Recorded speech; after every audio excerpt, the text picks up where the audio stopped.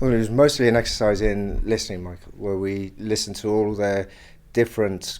The disability committee is pulled from 15 different organisations looking to defend their rights, and so it was mainly an exercise in listening to all the disparate type of problems across society, and interesting to hear all their struggles, particularly in this day and age. What did you walk away feeling from that meeting? Ashamed, embarrassed, and certainly fueled with energy to try and put those wrongs to right. You say practical implementation of the Disability Act is nowhere to be seen. So what do you mean by this?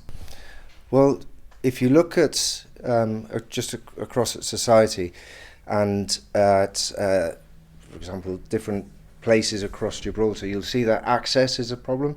That's one area that is key to people. So the whole point is that we deliver equality.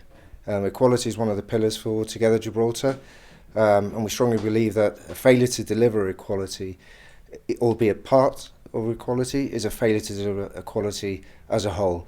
And in that sense, just refer it to your pay packet at the end of the month. If you're told you're going to be paid £2,000 and you're given £1,000, would you feel that you'd receive the right amount and we had been treated fairly? No, understandably. And so that's how people with disabilities feel. They feel they're not given an equal chance.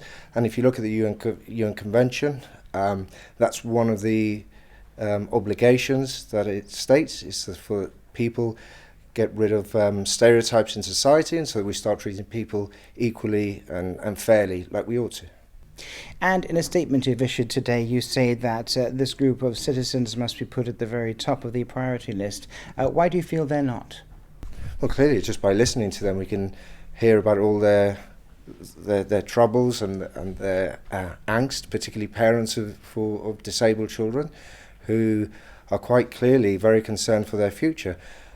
So ranging from disabilities such as autism, where people have to go across to Spain for therapy, because a therapist, while they are available locally, may only be for a 6-week tranche a year, as opposed to throughout the whole year. So people are forking out from their own pockets to ensure that their children have the best possibility for a bright future in life.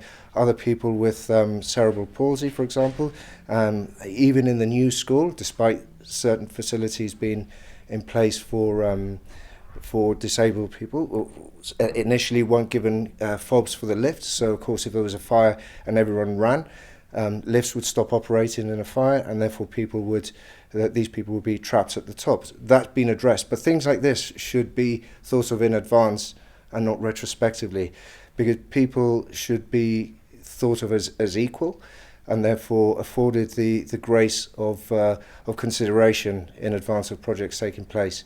And this also means access to shops, etc. And if Together Gibraltar were elected into government, would you implement the UN Convention on the Rights of People with Disabilities in full? Yes, like I said before, a failure to issue equality in full is a failure to issue equality full stop. You can't partly issue equality. You're either equal or you're not. So from that perspective and stance, yes, we would. And interestingly, you mentioned politics.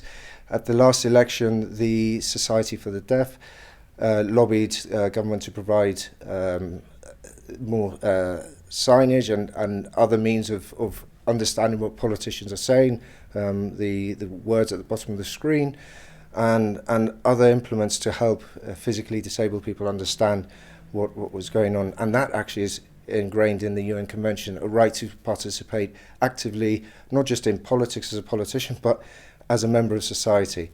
And so those key points we would push hard for.